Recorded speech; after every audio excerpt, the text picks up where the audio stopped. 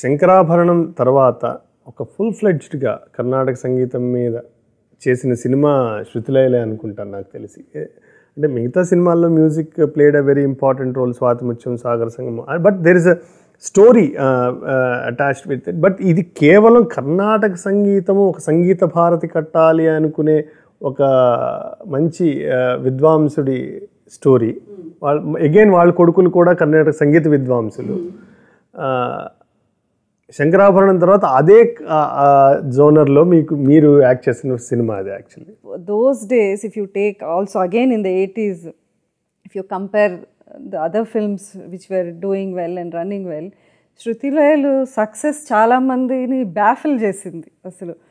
Because when it released first, ever some journalist who came first నాకు చెప్పిన మాట అంటే, డమాల్ అంట కదా నువ్వు యాక్ట్ చేసిన పిక్చర్ అన్నారు ఒక journalist who's no more, so I don't want to take his name.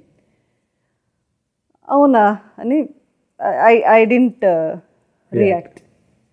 4 weeks later, the same person, he comes to me, Sumalatha గారు ఏంటండి ఆ పిక్చర్ హౌస్ఫుల్ పోతుంది,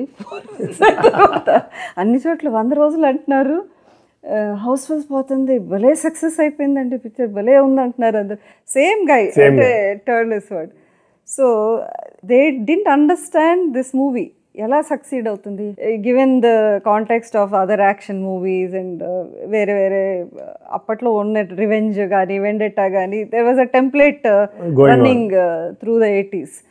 so this movie success was like అంటే eye opener అనమాట వాళ్ళకి. ఆ సినిమా చూసాక అప్పట్లో మన Kannada actor the late Vishnuvardhan garu, Bharathi గారు వాళ్ళందరూ అక్కడ ప్రివ్యూస్కి వచ్చి చూసారనమాట.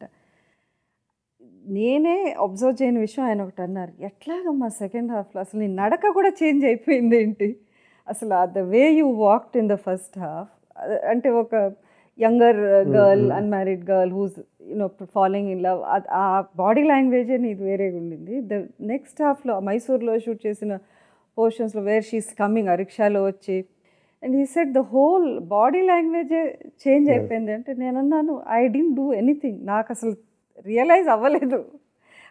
That is the way he saw me probably and he made me do it and he brought the changes in me. But నాకు తెలిసి ఐఎమ్ నాట్, నేను పెద్ద మెథడ్ యాక్టింగ్ కానీ చాలా ప్రిపేర్ అయిపోయి, I have never done that.